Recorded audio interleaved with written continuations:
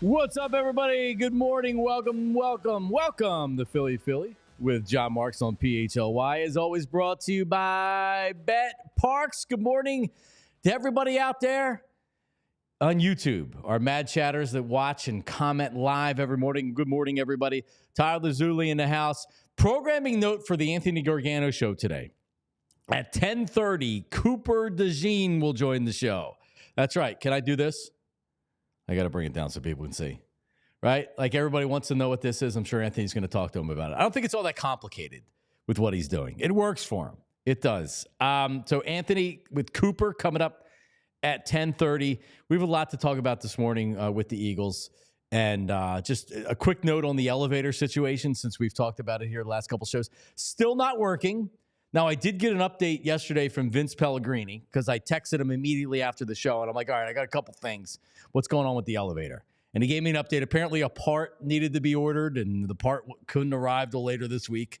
So I walked up 7 flights of steps again this morning, as did Tyler, as did Anthony when he comes in here. And I guess I'm getting in better shape because I was not as winded this morning when I made it up the 7th flight upstairs. And actually, Tyler came jogging down to the studio. He was actually in great shape this morning. Yeah, you could say that, sure. I was 135 steps I counted the way up, which isn't that many numerically, but it's the steepness the problem. The steepness, the unevenness of the stairs. You were actually counting? Yeah, I just wanted to see how many it actually was. It's interesting. I never thought of it. I videotape myself going up there so I can show my kids because they're like, well, what do you like? I'm like, it's like, you should see the steps. Like the building was built in the 1915 or something.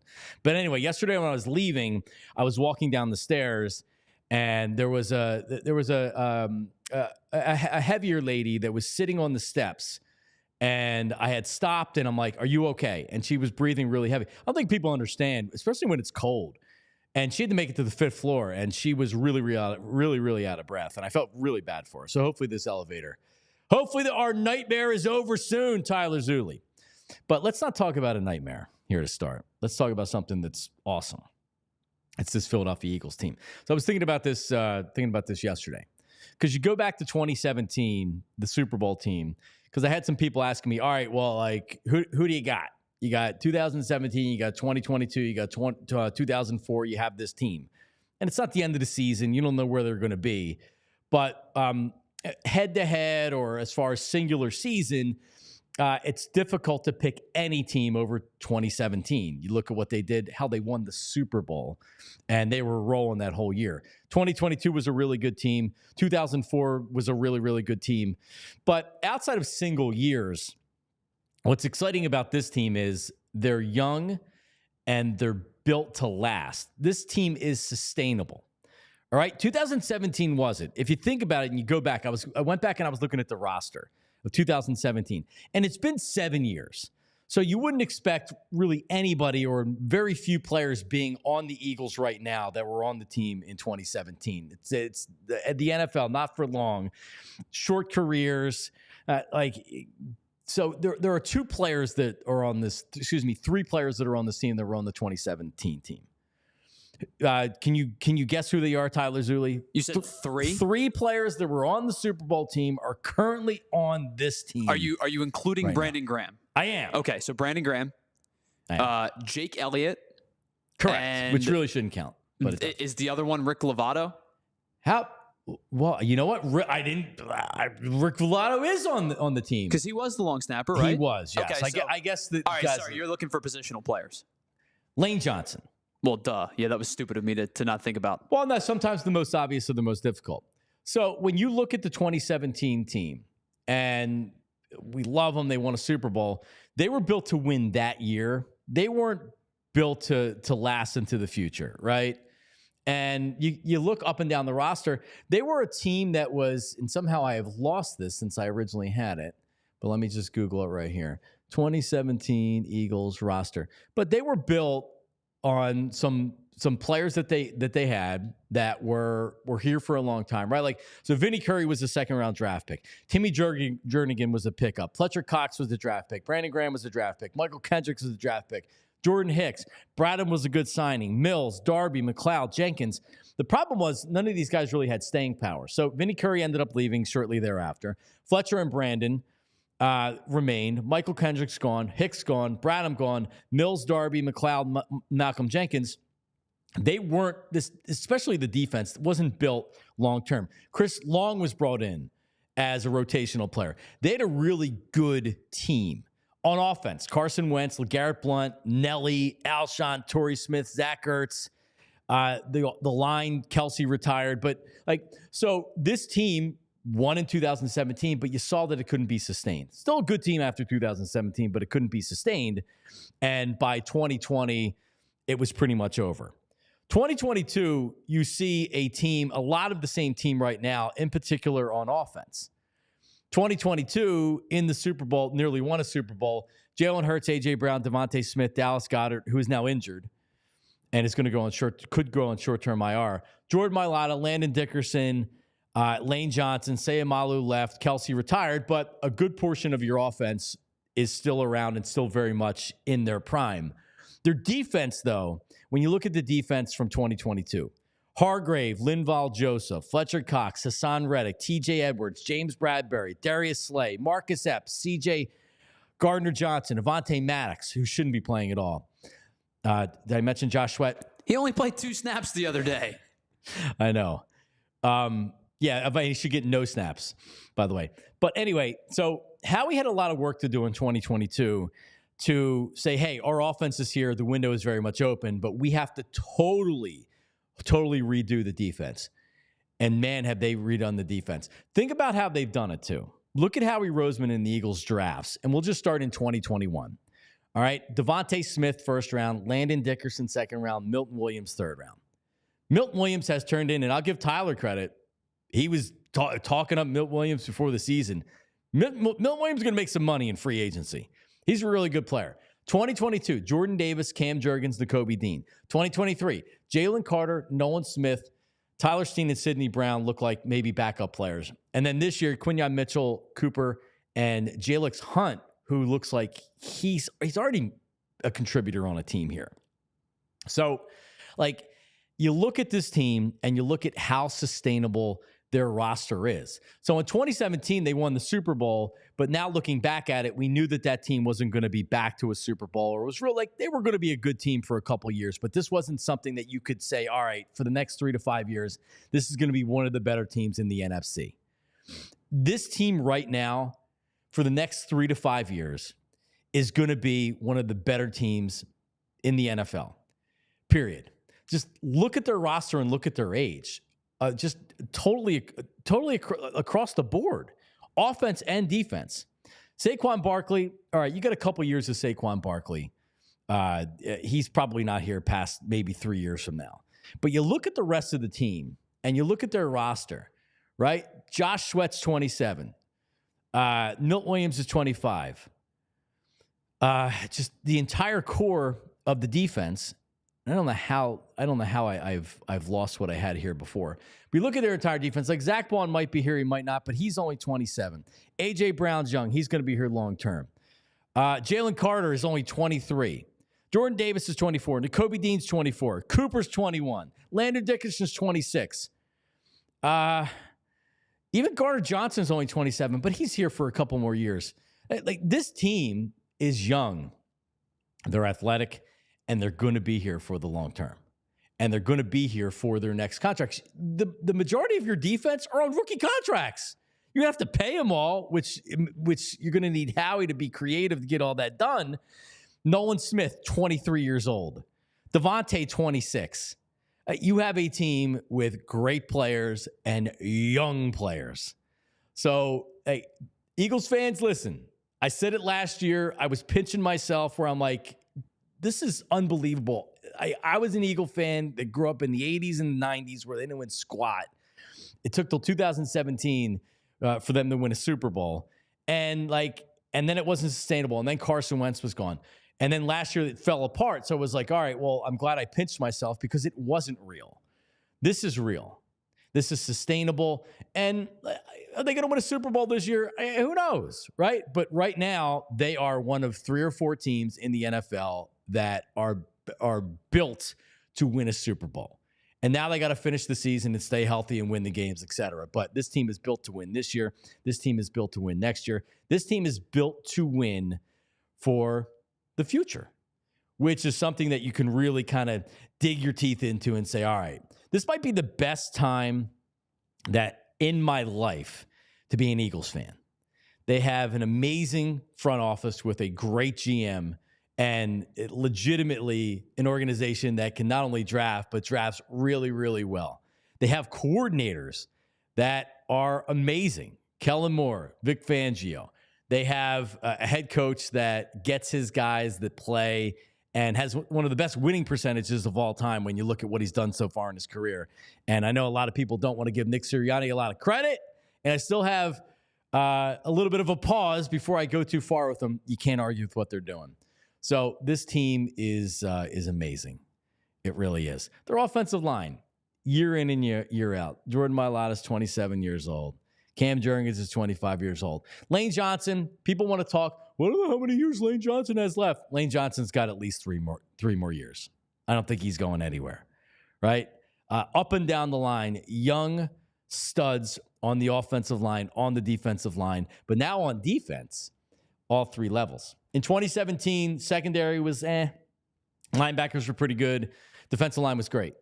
2022, didn't really like their defense. They got to the quarterback, give them credit for it, but it didn't feel like they were real. And they ended up not being real. This team's real. All 3 levels of their defense is real. As we welcome in Tyler Zuli, he's going to give us headlines coming up in a second. Yeah. But you look at, like, Howie Roseman struggled with drafting wide receivers, with drafting defensive backs, really with drafting. He went through a period right around the Super Bowl, and they didn't have as many draft picks because they traded some for the Carson Wentz trade. But you look at some of their draft picks, and it's like, wow, that's not good. You know what smart people do?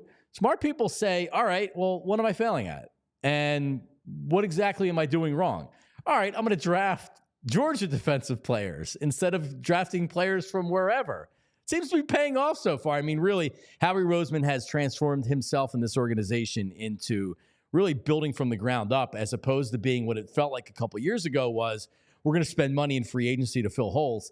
They haven't really had to do that. They haven't spent a lot of money on players in free agency. Yeah, because the way that their cap is structured every year, they have some flexibility to make these kind of decisions. So I'm just going to give you some numbers really quickly for next year. Because the money this year is already pretty much spent. Yeah. Next year, your starting quarterback has less than 8% of your team's cap hit for the entirety of 2025. That's unheard of for a quarterback that is paid, right? Like, you get a rookie quarterback, that makes sense. But if you look around the league at the paid quarterbacks, you're going to see everybody that's made that has a significant contract is a lot more than the 7.97% that Jalen Hurts takes up. Your starting left tackle, who you drafted in the 7th round to be a developmental player, is at 6.9% of your cap hit. Your starting right tackle, who is probably bound for Cooperstown, is probably bound for Canton when all is said and done, is 6.46%.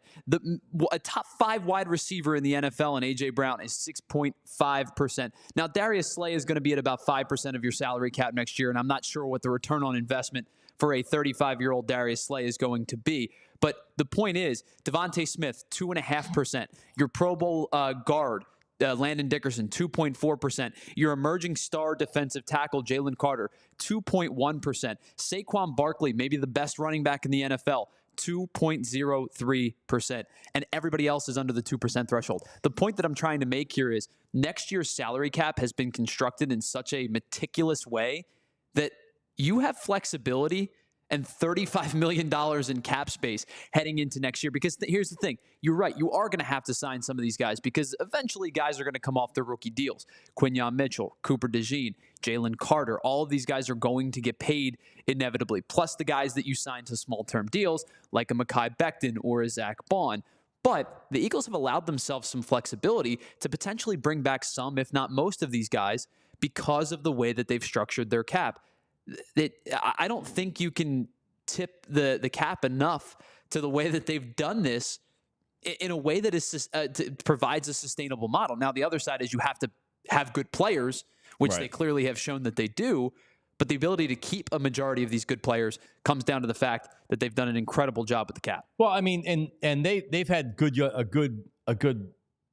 When you look at like Ertz and Fletcher Cox and players from that era, they had some really good young players and they re-signed them all. They've never had this many good young players at once.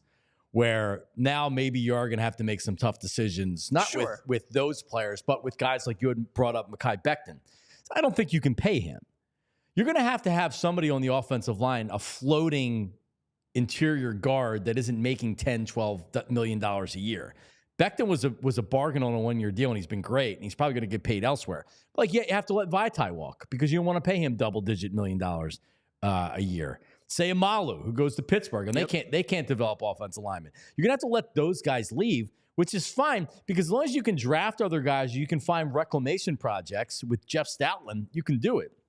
But Devontae already got paid. AJ got paid again. Landon Dickerson got paid. Can you re-sign Milton Williams? Right? When you know you have Jalen Carter, are you going to re-sign Jordan Davis? Jordan, that's for another day. I want to keep this conversation positive. Jordan Davis is a good player. He's a run stuffer. You paying him $20 million a year. He's on the field less than 40% of the snaps. But these are real issues that the Eagles will have to deal with in the future. But they always seem to make it work because they pay. You put up front money. All this thing between Jerry Jones and this idiot up in New York that loosely does sports radio that says like, oh, well, you're putting your team in salary cap hell. Yeah, the Eagles are always in bad salary cap space. They're always in a bad spot when it comes to the salary cap. Howie knows what he's doing. Quickly, let's get to some headlines here, Tyler Zulli. What do we got? Yeah, let's do it. Of course, our headlines are brought to us by our friends over at Glatt Hair Restoration because bald is now optional, and they're not just about restoration. They're about innovation as well. So if you want to head on over to Glatt Hair to get the right treatment for you, visit glatthairmctr.com or 610-980-4000 will get you started. Sixers back at it tonight. Opportunity maybe to steal another game as they take on the 6-14 Charlotte Hornets, who will be without LaMelo Ball for the foreseeable future. Sixers have already announced that Joel Embiid is out tonight for both injury management and personal reasons, which I know you talked about on yesterday's show, but the Sixers will be in Charlotte at 7 o'clock today for another wonderful NBA Cup game as they try to get their 5th win of the NBA season. Listen, I can barely contain myself. You know I love the NBA Cup more than track and field is my first love, and then the NBA Cup is second. But like the personal reasons, and when you put personal reasons out there, you don't want to, like, they're personal. You don't want to speculate, because who knows? Maybe there's something going on with his family. It's just when he misses 5 games and it starts being listed as personal reasons on it, I think you'd be crazy not to think this has something to do with the leaked report or the leaked team meeting where Joel Embiid was called out for being late to everything. And the initial thought of, well, the Sixers obviously leaked this. Maybe Joel Embiid, it sunk in that the Sixers probably did leak this. We'll talk about this later on in the show. I don't think he's going to be playing for the Sixers much longer. I really don't. I don't believe he's on the team next year.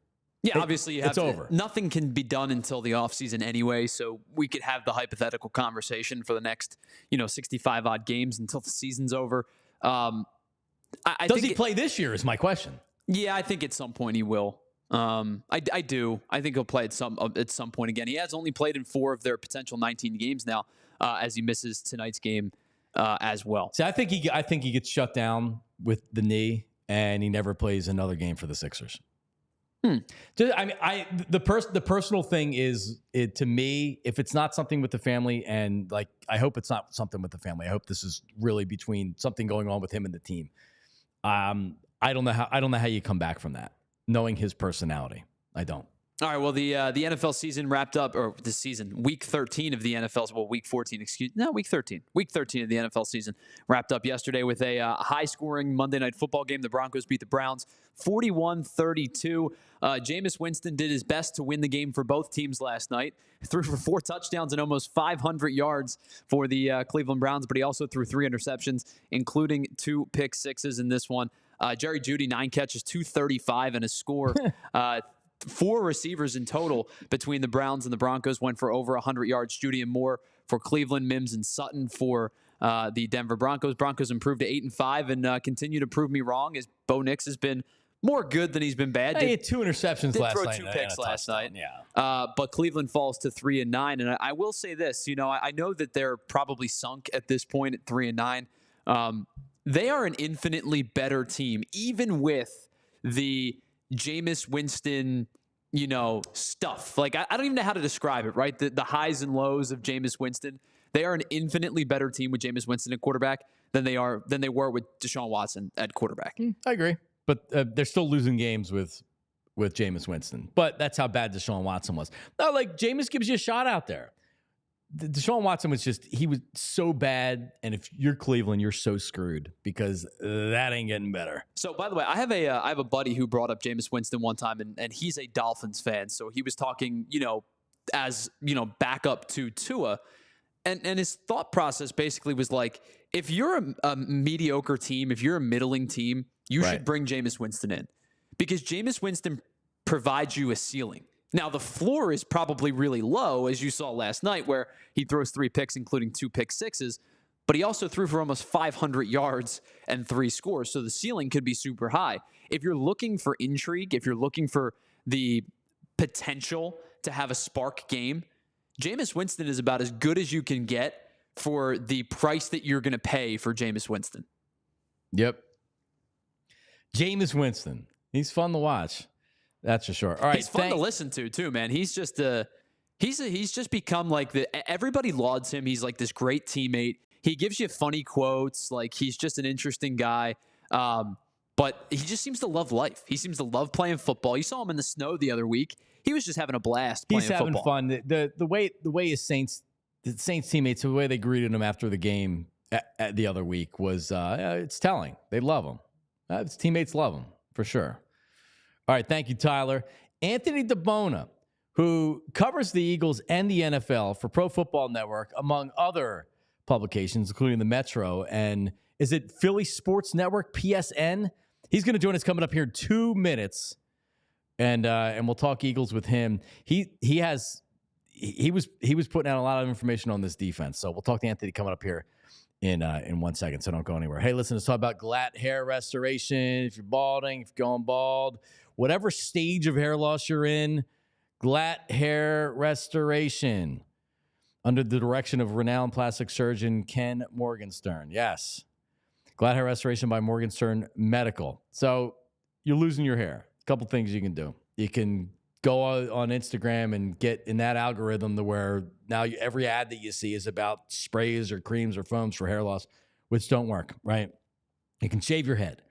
You can try other things. I know there's pills and medication that you can try, right? Or you can contact Glatt Hair Restoration because they have something for all stages of hair loss, leading edge treatments for prevention and restoration. It includes hair restoration, which I've had. You can see the results. They're amazing. PRP and stem cell restoration. The vitamin supplementation I've seen personally work. I know a lot of women like to use this when they're shedding or even after having children postmenopausal, the hair starts to fall out. The vitamin supplementation is very, very effective.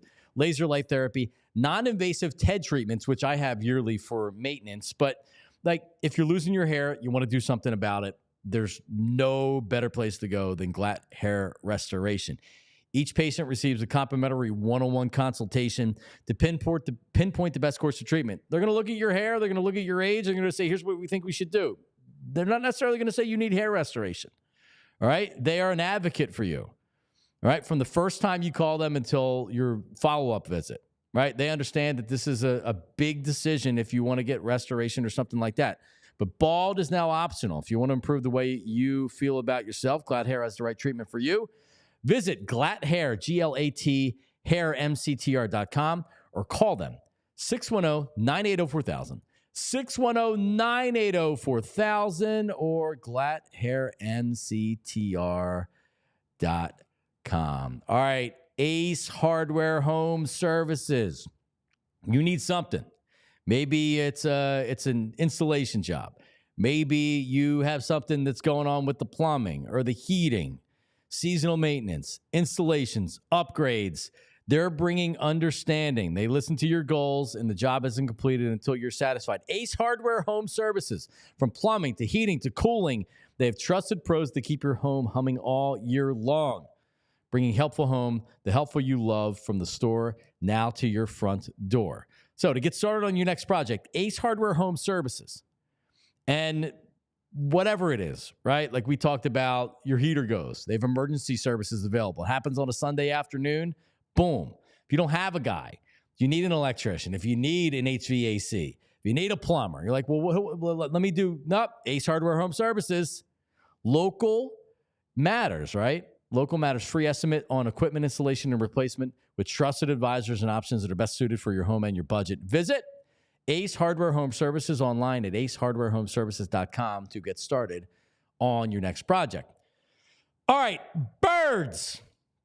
8-game winning streak. And the most exciting part of this entire season has been watching a young defense go from, all right, well, there's some potential on this defense, and I don't know about this player, I don't know about that player, to everything seems to be working out. To discuss, covers the Eagles in the NFL for Pro Football Network, Anthony DiBona joins us right now. Anthony, good morning. How are you, buddy? Good morning. How you doing? I was appreciating you reading that hair restoration advertisement before the bald guy gets on. So thank you for that. Well, I actually thought of that because I know that you're maybe hair challenged, and I was wondering if you were going to, but you have the hat on, so you wouldn't have known. That's it. You gotta keep it quiet. All right. So Quinyon Mitchell, when the Eagles drafted him, I know a lot of people wanted the player that played at a was more of an acclaimed player at a bigger university. But, man, this dude's unbelievable. I saw you put a tweet out, a list of cornerbacks that have played 450-plus coverage snaps and haven't allowed a touchdown in 2024. And this dude's a rookie. The list is one person. There's one person on the list, and it's Quinyon Mitchell. How surprised are you? How good is he this year? How good can he be in the future? I mean, I had high expectations for him coming out of the draft. He was my number one cornerback as far as the rankings, and a lot of people wanted them to take Terrion Arnold from Alabama that was drafted by Detroit. So both players are playing well, but Quinyon Mitchell he's playing like legitimately one of the best cornerbacks in the NFL, and he's putting up stats that like rival prime Darrelle Revis. So it's insane to see him do this in his rookie season in Philadelphia. And I mean, they couldn't have asked for a better rookie performance from him, and he's just thriving in every situation that he's put in. So I mean, credit to Vic Fangio, credit to Christian Parker. They've done a great job with him, but yeah, he's exceeded pretty much everyone's expectations, even though he was drafted in the first round. Yeah, and you look at the Eagles historically here, let's just say over the last decade, and they've had some hits on draft picks, but Howie's been really good at finding a player for a year, finding this free agent, good value. And what he's done for this defense is he's done that with a couple of players, but really when you look at this defense, you go back to the drafts, Milton Williams, Jordan Davis, the Kobe Dean, Jalen Carter, Nolan Smith, Quinyon Mitchell, Cooper, and even Jalix Hunt, who, I mean, didn't he play in an Ivy school and then he transferred to Houston Christian? I remember they drafted him and it's like, well, this is an interesting pick. He's already contributing. He's looking good out there. So, like, you look at this defense and their young core, man, like, they're only scratching the surface when you look at what they're doing right now. And that's the crazy part about it, because like you said, with a guy like Jalix Hunt, who literally switched from safety to playing on the edge just in 2022. So it's not like he's been doing this for a long time. It was kind of more of like a home run pick in terms of you're just betting on his upside in maybe a year or two. Where it's more of a pick for 2025 or 2026. But due to injuries, they're forced to rely on him now. And he stepped up. He played really, really well last week against the Ravens. And now it seems like he's going to be a key contributor moving forward with those top three on the edge. So, I mean, all these guys, like you said, they're locked up for the foreseeable future for a while. I mean, Jordan Davis, he still has another year. Jalen Carter's got 2 more years, and that's not counting their 5th-year option. So the Eagles are really well positioned to be just great on defense for years to come. So, Anthony, one thing I worry about this year, and let's just start on the defense, is depth. Because Brandon Graham goes down. So they've been more or less doing a three-man rotation, which means Sweat's playing a lot of snaps. Nolan Smith's playing a lot of snaps. Jalen Carter played every snap, but I guess the last snap of the game where he didn't need to be out there. So worried about the depth a little bit on the defensive line. Is there anything that they can do forward? And is this something that, going forward, is this something that you're maybe concerned about? I mean, I think along the interior, they're probably okay because they still have, like you said, Milton Williams, Jordan Davis. Moro Ajomo has played really well as well. Thomas Booker has played well when called upon. But on the edge, they really can't afford another injury because, like you said, they've kind of went from using a five-man rotation earlier in the season. Then they were using four. Now they're down to three. So if they suffer another injury there, there's not a lot of options out there. I mean, you could sign somebody off the practice squad, or you can sign a vet like Jason Pierre-Paul that's kind of been sitting on his couch all season like the Dolphins did last year with Vic Fangio. But I mean, that's not an ideal situation, obviously. So, I mean, if they can stay healthy on the edge, they'll be all right. But I mean, Bryce Huff supposedly still will eventually return, maybe later in the season. But they really have to survive through that time and keep this rotation of three alive, because it's going to be looking pretty bad if they have to deal with another injury there. Yeah, I was going to ask you about the secondary as well, because we've seen Darius Slay pretty much every week. You're watching him walk off the field with various injuries, and he had a concussion. So you hope that he's rebounding from that. But anytime I see Avonte Maddox out there, or really Isaiah Rodgers as well, it seems like he's getting beat. What's the plan if Slay ends up going down again? Who is replacing him, and is the secondary in the depth a concern for you? I mean, I think I'm pretty comfortable in that regard because Isaiah Rodgers, he's given up 2 touchdowns this season, but overall, as far as like a yards per reception, he's one of the top players in the league. It's like Roger McCreary from Tennessee, Cooper DeJean, who I'm sure we'll talk about, and then it's Isaiah Rodgers as far as players that have played 150 or more snaps. So I know people want to talk about the touchdowns that Isaiah Rodgers has given up, but he's made some timely plays as far as the pass deflection to C.J. Gardner-Johnson for the interception, then the forced fumble against the Rams. So I think if Darius Slay is out again, I feel pretty comfortable with Isaiah Rodgers stepping in. But like similar to the edge, if they deal with another injury besides Darius Slay, then that's when they'll really get into trouble, because Keely Ringo's a little bit too physical, although he was drafted relatively high. But besides that, they really don't have much. Yeah, so Cooper DeJean, he's going to be on Anthony's show live today at 10:30. But early in the season, he didn't get a lot of play in the first maybe 2-3 games. And I remember thinking, like, all right, maybe it's a little bit too big of a jump year one, and he's going to maybe need a lot of this year before he kind of gets his feet wet and gets his feet underneath him. That's not the case. Pretty much as far as he started getting regular snaps, you have noticed him pretty much every week, and we've seen 2 huge tackles this year. Derrick Henry this past week. Then he made that 4th down tackle on Jamar Chase against the Bengals, which was a huge spot in the game. It was a huge momentum play in the game. I can't say enough about this kid. And you talk about Reed Blankenship, and that's, man, and he was an undrafted free agent. But what a find. It's not often, Anthony, that a player slides that the Eagles really like. They slide into the second round, and then Washington says, okay, we'll trade with you so you can trade up and get the player. And that is dude's making weekly contributions. He's not playing like a rookie. He's playing like a Pro Bowl player right now. I truly believe that after the bye week, when they inserted him into that nickel spot instead of Avonte Maddox, that's really where the entire defense kind of just flipped, because just the physicality that he brings in the slot, and like you said, he makes crucial stops after crucial stop, whether it's 3rd down, 4th down, against guys in the open field. I mean, a rookie cornerback shouldn't be stopping Jamar Chase in the open field. They shouldn't be stopping, sure enough, Derrick Henry in the open field. So the fact that he's able to do this rather consistently, and he's allowed the lowest yards per reception besides Roger McCreary as far as cornerbacks with 150 plus snaps. So he's playing at an unbelievable level. But not only his work in coverage, but it's just the physicality and the ability that he has in Vic Fangio's scheme in particular, where he already said that he kind of views the nickel as more of a linebacker as well, because of the work they have to do against the running game. So Cooper DeJean has just stepped in and played perfectly in a spot that he really didn't play in college.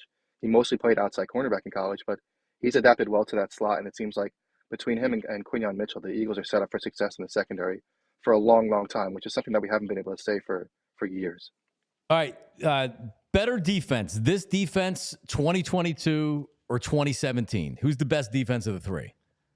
I think I think 2022 is the worst of the three because I think this defense this year, 2024, rivals the 2017 defense. They're very similar as far as they didn't get a ton of sacks, and whereas that 2022 team, they had 70 sacks. They had 15 more sacks than any other team in the NFL, which was just absurd. So I don't know if that's really like that's what they relied on, but the fact that this defense is so good when they're not getting a ton of sacks, they're not getting really much takeaways compared to the rest of the NFL. They're 14th in takeaways, so they're able to shut these teams down without taking the ball away, without sacking the quarterback at a super high rate. So if I had to choose, maybe I'm a little biased because it's the current moment right now, but I think the way that their secondary is as well, the cornerbacks have only allowed 5 touchdowns this season, and 3 of those are on either Isaiah Rodgers or Avonte Maddox, and Darius Slay's allowed the other 2. So they just have a shutdown secondary, which I think kind of puts them above those other 2 that you mentioned. DiBona NFL, DiBona NFL is his Twitter handle, and if you're an Eagle fan, he puts out a bunch of great stuff out there. I mean, literally just to prepare, like, all right, Anthony's coming on today. Let me go to his Twitter and look how much stuff he's got out here. So we'll close with this right here. Do they win out? When you look at the rest of the schedule, and I know it's tough, and forget about the last 2 games of the year because depending on what happens with Detroit, you may not need that last game or whatever. But do you see them losing a game here? Do you want to go into the postseason winning 12 or 13 games in a row? I mean, that wouldn't be a bad problem to have. I mean, of course, you worry about maybe they peaked a little too early because we saw what happened last season, obviously, when they reached 10-2 and then kind of spiraled out of control. But I just think this season is just built so much better and for like better sustained success because of the running game, because of how dominant the defense is. And I mean, if you look at their schedule, the only really concern is probably that Steelers game because the Steelers are playing really well. They're playing really well since Russell Wilson took over at quarterback. But then again, they're kind of a similar team to the Ravens in that regard, where they had such a great defense and quarterback was playing at a high level. So it's hard not to think that they're going to win out at this point, just because of how like their sustained success has been so great, and you really don't see a weakness on this team right now. It's pretty crazy. All right, one more thing. Saquon Barkley, his usage is one, I'll just say minor concern because he has, I mean, we're watching one of the best seasons by an Eagles player. I'll rival it with T.O. in 2004 before he got injured. He's had that kind of impact. He's that good of a player. He's also has the most carries in the NFL. And I mean, they need him. Their offense runs through him. In the fourth quarter, we've seen it. Like, just keep giving him the ball, and then they wear teams down, and he's in the fourth quarter. Any type of an injury to Saquon Barkley, even if it's an ankle injury and he's still trying to play through it, it changes everything you do offensively. It really changes the dynamic of the team. You think they will pull back from his usage and maybe start mixing in some other guys in the coming weeks, knowing that you're getting towards the end of the season? Yeah, I think given their schedule coming up, like you mentioned with those last 2 games, maybe not even being meaningful, I think that's kind of where they can lighten his load a little bit. And I know they said that they kind of structure practice to where they give him a little bit of a lighter load during the week to be able to ride him on game day. But like you said, he's carrying the ball a lot. He's catching the ball quite a bit too. He's on pace for 41 receptions. So he's got a big workload. But like you said, they also need it because they've attempted the least, they've thrown the ball the least of any team in the NFL. And so they're not really relying on Jalen Hurts to do a ton, although their yards per passing attempt is up there with the top 5 teams in the league. But they just don't have to rely on the passing game when you have a guy like Saquon Barkley in the backfield. So I mean, these next couple of weeks where they're playing like less inferior opponents, then they can take advantage and kind of give Saquon Barkley some time off. Yeah, you hope so. Anthony DiBona, follow him. It's DiBona NFL. Does an amazing job for Pro Football Network and others. And appreciate it, man. Good talking to you. Thank you so much. Have a good day. All right, man. You too. There he is. Yeah, and Tyler and I talked about that last week. I'm not telling you that you're gonna sit Saquon Barkley. Just realize that a running back, and it's probably more about next year. When you look at running backs that have run for 2,000 yards and have had so many carries, it's the following year that there's usually a little bit of a drop off. When you talk about, and I said this earlier, when you talk about like, all right, where the Eagles are right now, I don't know if they're going to win the Super Bowl because I don't know what's going to happen from here. But like, they're for real. They're built well. They're built to win. But injuries that you can't predict can derail you. And the last thing I want to see is, even if it's just like an ankle sprain or something like that, They can't lose Saquon Barkley. They just can't. He is that important to this team. And, they won the Super Bowl with Nick Foles as a starting quarterback, so I guess anything's possible. But still, I just want to make sure that Saquon is healthy for this run, and they're not overusing him right now. Lou Riddick tweets out, he says, can remember a time when there were calls for Nick Sirianni's job and how he was a detriment to the team. Just a few weeks ago. Don't hear much of that anymore. Or just waiting in the weeds for Philly to stumble. 44-19 as a head coach, FYI. All right, Lou. See, say that when we're calling for his job. Don't say it after they've won 8 straight games. But it's true. It's very true with what Nick Sirianni. And it seems like people begrudgingly will give Nick Sirianni credit. Like, I probably even did that today. And I like Nick. I do. I just, like, I don't know. I think there's just a lot of questions when it comes to Nick Sirianni, even when they're literally chugging along. People don't want to give him the credit that he deserves. All right, we'll come back a little bit more with Joel Embiid, and we will we'll continue the Eagles conversation. I really wonder if Joel Embiid it's over. If the Joel Embiid is over, does he play again? I mean, I don't hear anybody saying that he's not going to play again, but is the Joel Embiid era in Philadelphia pretty much over? That's coming up on Philly with Jon Marks.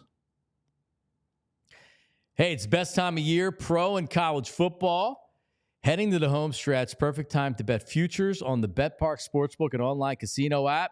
If you're in PA, New Jersey, Maryland, or Ohio, bet right now on who wins it all, pro football and college football.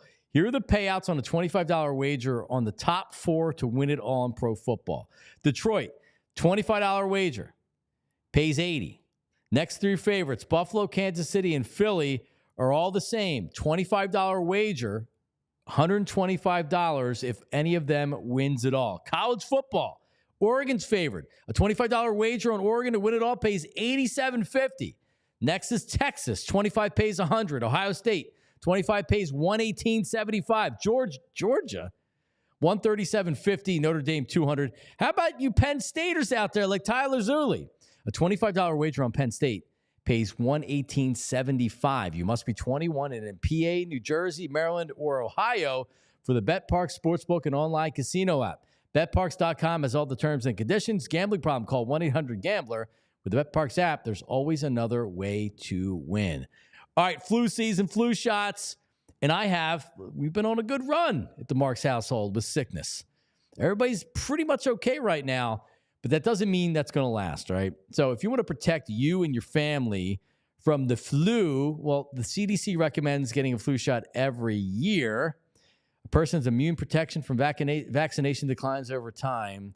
Help protect yourself and your family by getting an annual flu shot. You can do it at Rite Aid along with all your other vaccines.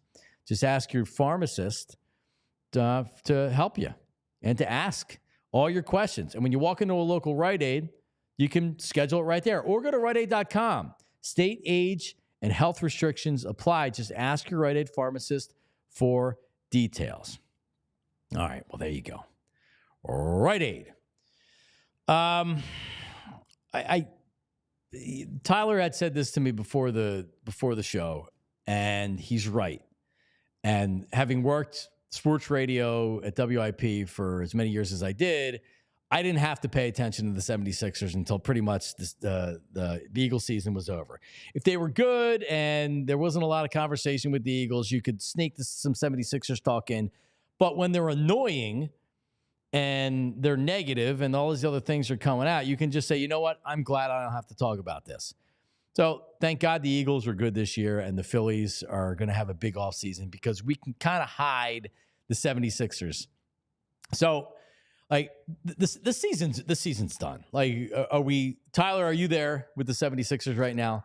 Like, we're like, they're not winning a title. So no, they're not. Who gives a damn? This is not a title contending team. I think that heading into the season, there were aspirations, but, I think I have I almost have like the spurned Sixers fan feel about the team, heading into any particular season. And that's probably not a fair place to be when we're supposed to talk about the team objectively for the most part.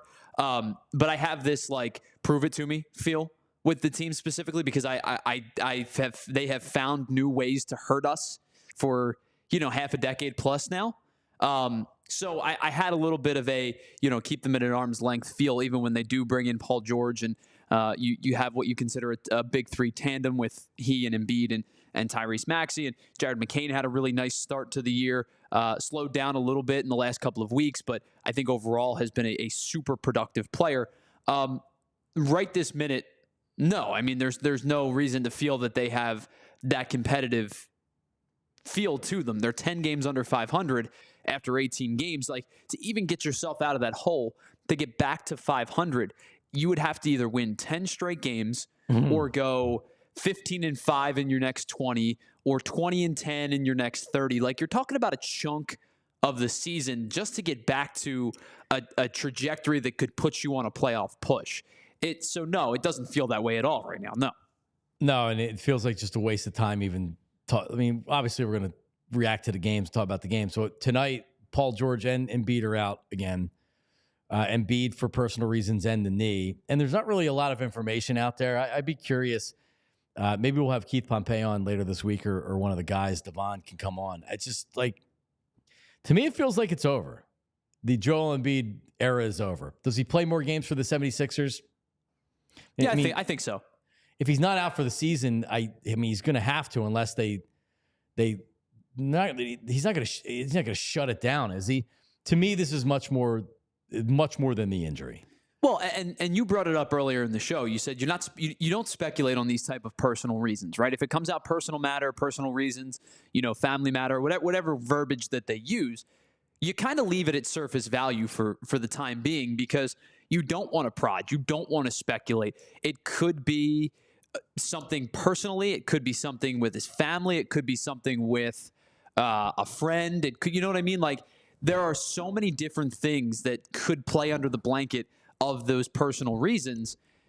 You kind of allow it to be what it is, because you don't want to make speculations about it, because you have no idea what's going on. But you have no idea what's going on in people's lives. So what can happen with the personal reasons when there's something that's going on is, even if it's off the record, a lot of times the team will let you know, like, hey, listen, like, it's not something bad with the kids or the family or whatever, right? Because like, even if, like, a reporter won't report what's going on with the personal reasons, but they'll also say, they'll let you know, like, if it, I feel like if this was something going on with his family and this was bad, that we would have an indication that was the case. It doesn't feel like that.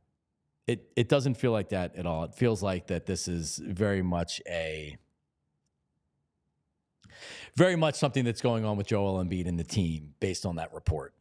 And look at the way he responded to it afterwards, where he was looking for the snitch, and whoever put that out there is a piece of bleep, right? So if the team put that out there, which a lot of people, and we talked to Keith Pompey last week or the week before, and I asked him if he thought it came from the team, and he had said that he had thought it came from the team to put it out there, perhaps as motivation. If that's the case, Joel feels a certain way about it. To me, it feels like that the time's over. That injury has played a big part of them not getting past the second round of the playoffs. He's been a great player. He's been one of the best players in franchise history as far as points and rebounds. He's won an MVP. Joel Embiid's career in Philadelphia, although there hasn't been a championship or hasn't been an Eastern Conference Finals, like, Joel Embiid has been a great player for the 76ers. To me, it feels like it's over, and he will not be a 76er next year. And I'm perfectly okay with that. I'd said it a couple weeks ago. I'm officially over Joel Embiid and the 76ers. It is done, and I'll continue to say it. I don't hear a lot of people saying this right now. I don't believe Joel Embiid is a 76er next year. I don't, because I think that to me, it was always like this with Embiid, that when he decided that it was over, it was when it was going to be over. The 76ers weren't going to be like, hey, we got to break it to you, we're going to trade you. And he was going to be like, oh my God, I can't believe you're trading me. Like with Donovan, when Donovan was taking it back on Easter when they traded him. No, to me, this feels like it's going to be, I don't want to be here anymore. Trade me. And I think that's where we are right now. And honestly, the feeling should be mutual. And maybe the feeling is mutual inside the 76ers, inside their organization. Do they have to put personal reasons out there? Could they have just said left knee injury management? I mean, So I guess they could have. So you asked that question. I genuinely don't know the answer to that question. Like, if it's left knee management versus left knee injury, right? You know, like. So it's injury management. Because the NBA has cracked down on load managing over the last couple of years, especially in big games, right? They've talked about, well, if you're not going to play, like Kawhi Leonard is the example that the league has used a lot. Like, if you're not going to play Kawhi in this game, you're going to get fined. Or you're gonna, whatever the case may be. Yeah. I know that it's hard to manage, right? Because you could say, well, it's an injury management and just make a designation. I don't know the answer to your question. Like, if they say knee injury, right? Like left leg or left knee injury, that's probably enough. If they say left knee management, do they have to say all of the reasons as to why? I genuinely don't know the answer to your question. But like, why is he not playing tonight? Is it a combination? That's that's you know what I'm I mean? saying. I don't like, know. Is he healthy enough to play? We don't know. We don't know if he's healthy enough to play. So then they put the personal stuff in there to where, like, I'm not gonna say this feels like Ben Simmons, but there's some Simmons-ish type things. Simmons, I think everybody agrees Simmons physically could have played. The problem was the mental aspect of it. He was scared to death, and he was mad at the organization. He was mad at his teammates. Mad at his head coach. It seems like the same thing to me with Embiid, except Embiid has a legitimate injury. Something's going to happen here in the next few weeks where something's going to happen. They're going to either have to. They can't just go game to game with this. And right now they're going game to game. And now he's with 5 games. So that's what tells me this is much larger than the injury stuff. Also, and by the way, Cooper DeJean's going to be on Anthony's show today at 10:30. So make sure you tune into that. Maybe he'll do his little dance that he has on with Anthony. I was reading the email from Rich Hoffman Jr. this morning. PHLY Daily. If you go to allphly.com, you can get it for free. That's for real. PHLY Daily, everything you need to know as a Philly sports fan. It's essentially like the sports page. It's like getting the old daily news. I used to get the old daily news and go to the back cover right away. And boom, you save the good parts for lunch, but you read some of the other stuff to start, and then you really like the best parts of the paper you save for lunch. That's what this is right here. And Rich has some really good stuff today. But also he mentions this again. And it was the Cyber Monday deal yesterday. But right now, $36 for your first year. It's good, I guess, through 8 o'clock tonight. It's 36 hours, started at 8 o'clock yesterday. Yeah. So $36 for your first year. All right? Just go to allphly.com, get that deal. And I believe it's 30% off merch as well still. And we really should. We're doing our show a disservice by not showing some of the sexy pictures of Tyler Zulli and Jamie Lynch. No one needs those. And no one. Not even my wife wants to see those pictures. I was looking at them again this morning on Instagram. They're great. Now, JP is he very much is like posing like he has modeling experience, right? Like you and Jamie look like that. They just are like, all right, let me take some pictures. Slap a T-shirt on and let's right. get going. Like we need this to show off all the great gear, and we have great gear. So I will say this. I said this to him too, so it's not like I'm saying this for the first time. I thought Andrew's picture looked excellent too. Andrew had the hoodie on. It looked great. Andrew Frazier for sure. I look like I'm just kind of standing there. Yeah. No, but listen, you pulled it off. So again, all PHLY. The deal lasts until 8 p.m. tonight. So get in there right now. We didn't mention Dallas Goedert being out, and it looks like it could be short-term IR, but at the very least, it's going to be a couple of weeks. This is something that a lot of people had said that, all right, well, you need to add another tight end. You need to add another tight end. And then it's like, all right, well, do you really need to add another tight end when you have A.J. Brown and Devontae and Saquon Barkley and everything else? And it's like, all right, well, no, probably not. The problem is when you lose Devontae and Johnny Wilson was out last week too, you're really thin at wide receiver.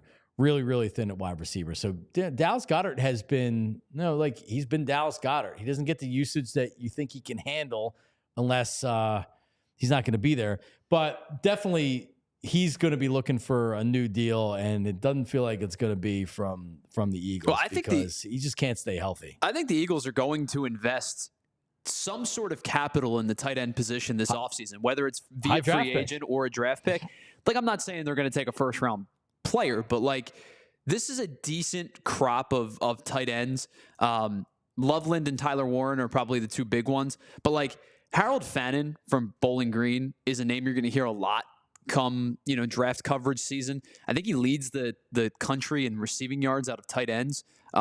Made Penn State look kind of foolish early in the season. Excellent receiving tight end, could line up in the slot, could do a little bit of everything.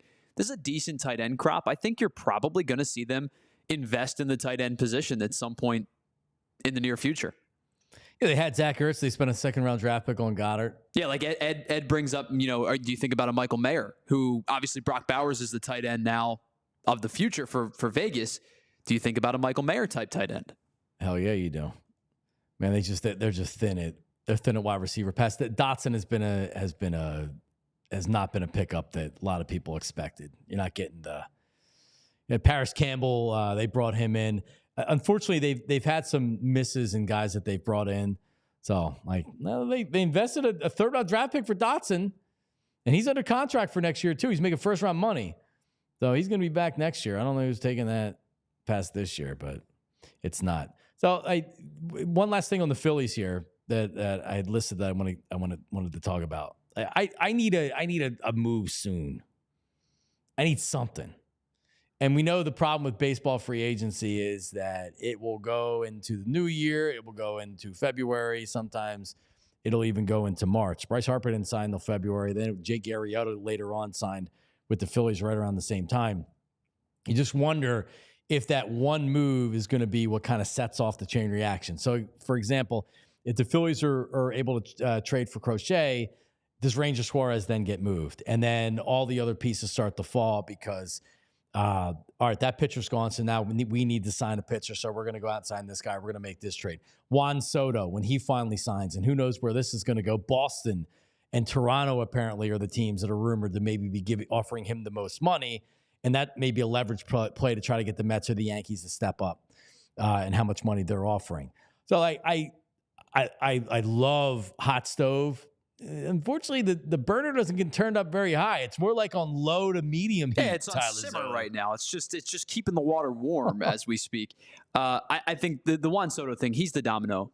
He's the domino effect of everybody because we were talking about this yesterday on the Philly show. He's going to get the most money this offseason. I don't think there's any question about it. But he is all the other, maybe B tier, especially the outfielders, but the B tier players are, and maybe B tier is not even fair. Maybe he's S tier and everybody else is A tier. Those type of guys that are underneath him, we're going to wait to see what he gets to balance the market out. Because like if an Anthony Santander or a Teoscar Hernandez signs for $24 million a season, just making up a number, right? If they sign for that number, and then Juan Soto signs for $75 million more than anybody ever expected, those two guys go, dang, man, we probably could have gotten another 10 or 15 on our deal. You know what I mean? Like that trickle-down effect is going to impact the guys underneath him. I'm not so sure any of the A and B tier free agents sign, at least positional players sign until Juan Soto signs. I hope he signs soon. We got to get something moving. I think it's going to happen before the new year. Yeah. Usually, because my birthday's in December 19th, and I remember growing up, there's usually a lot of pre-Christmas signings that happen. Shout out to everybody watching on TV. Thank you. To watch more, go to allphly.com to watch the rest of the show. There you go. I just need something. Especially with the winter meetings next week. We had Jim Salisbury on yesterday. He seems to think that there's a kind of an inkling that the winter meetings are going to be significantly more active than they were last year because it was a dud. Last winter meetings, he thinks they're going to be more active this year. I don't know if that necessarily means Juan Soto, but I think that there's conversations. You might see some trades.